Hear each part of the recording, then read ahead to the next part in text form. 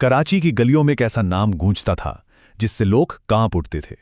एक ऐसी कहानी जो किसी भी फिल्म से ज्यादा खौफनाक है। और आज हम उसी कहानी के दफन हो चुके सच को बाहर निकालेंगे। वो नाम था रहमान डकैत। तो चलिए पलटते हैं इस अनकही दास्तां के पन्ने। फिल्मों में तो हमने बहुत से विलन देखे हैं, और धुरंधर फिल्म का वो डायलॉग, रहमान डकैत की दी हुई मौत बड़ी कस्सैनुमा होती है, ये सुनकर आज भी रोंगटे खड़े हो जाते हैं। एक ऐसा किरदार जिसका सिर्फ नाम ही काफी था दहशत के लिए। फिल्म का विलन तो एक राक्षस था, लेकिन क्या असली रहमान डकैत उससे भी बदतर था?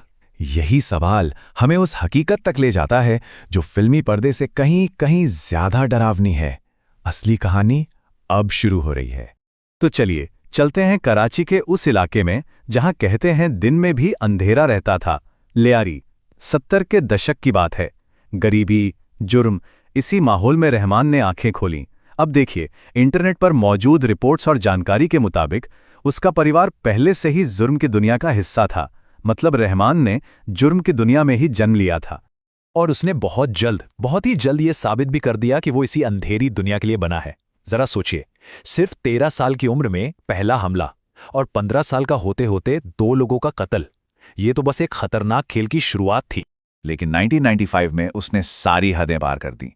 एक ऐसा काम किया जिसने इंसानियत को भी शर्मिंदा कर दिया।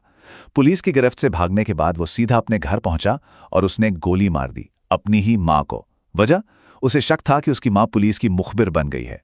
और यहीं पर कहानी में एक बहुत बड़ा ट्विस्ट आता है, क्योंकि जितना बड़ा वो शैतान था, उतना ही बड़ा वो कुछ लोगों के लिए मसीहा भी था।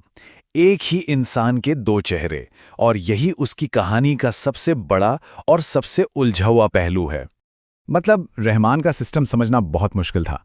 एक तरफ गैंग वॉर, फिरौती, किडनैपिंग, जिससे पूरे शहर में खौफ का माहौल था, तो दूसरी तरफ उसी जुर्म के पैसे से वो स्कूल चला रहा था, क्लिनिक खोल रहा था। वो लियारी के लोगों को वो चीज दे रहा था जो सरकार नहीं दे पा रही थी, जिसे वो इंसाफ कहता था।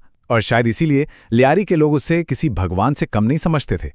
लेकिन इस मसीहाई की कीमत बहुत भारी थी, और ये कीमत लियारी ने अपने ही खून से चुकाई। दुश्मन गैंग्स के साथ उसकी जंग ने सड़कों को लाशों से भर दिया था। एक अंदाजे के मुताबिक 3,500 से भी ज्यादा जाने गई इस गैंग वॉर में। और अब हम पहुंचते हैं कहानी के उस हिस्से पर जहां सबसे बड़ा राज दफन है, रहमान की मौत। पुलिस ने तो एक कहानी बताई, पर असली कहानी कुछ और ही थी। ऑफिशियल स्टोरी ये है कि 9 अगस्त 2009 को पुलिस ने एक एनकाउंटर में उसे ढेर कर दिया। उसके सर पर 80 से ज्यादा केस थे और 50 लाख का इनाम भी। कायदे से तो कहानी यहीं खत्म हो जानी चाहिए थी, पर जैसा मैंने कहा, असली कहानी तो इसके बाद शुरू हुई। सवाल ये है कि क्या वो एनकाउंटर वाकई एक एनकाउंटर था या महज एक दिखावा, क्योंकि असली सच तो पर्दे के पीछे ही रह गया। एक रिपोर्ट तो ये तक दावा करती है कि 2006 में जब पुलिस ने रहमान को पकड़ा था, तो एक टॉप पुलिस ऑफिसर को एक बहुत बड़े, बहुत पावरफुल आदमी का फोन आया, और फोन पर सिर्फ इतना कहा गया, उसे मारना मत, एनकाउंटर मत करना। इससे एक बात तो साफ थी, रहमान सिर्फ एक गैंगस्टर नहीं था, वो कई बड़े लोगों के राज अपने सीने में दफन किए हुए था। तो फिर उसकी मौत के पीछे का सच क्या था? क्या वो एनकाउंटर सच में स्टेज था? क्या वो एक पॉलिटिकल खतरा बन गया था जिसे रास्ते से हटा दिया गया?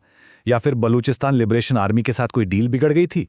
और सबसे बड़ा सवाल, क्या 26/11 मुंबई हमलों में उसका कोई हाथ था? और यहीं पर वो अनकहा सच सामने आता है जिसके बारे में बहुत कम लोग जानते हैं।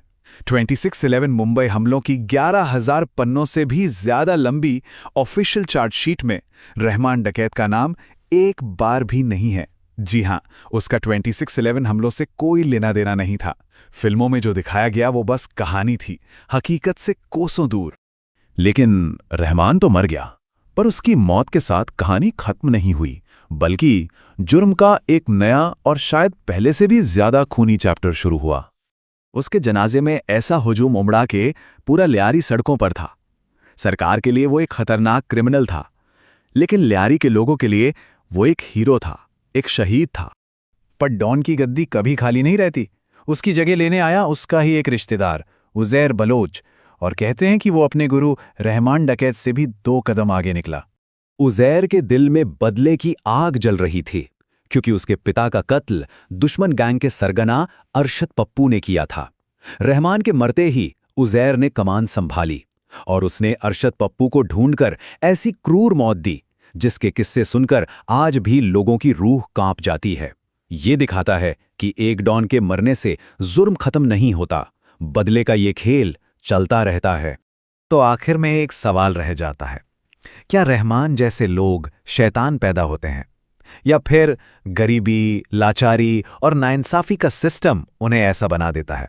ये एक ऐसा सवाल है जिसका जवाब शायद कभी नहीं मिलेगा।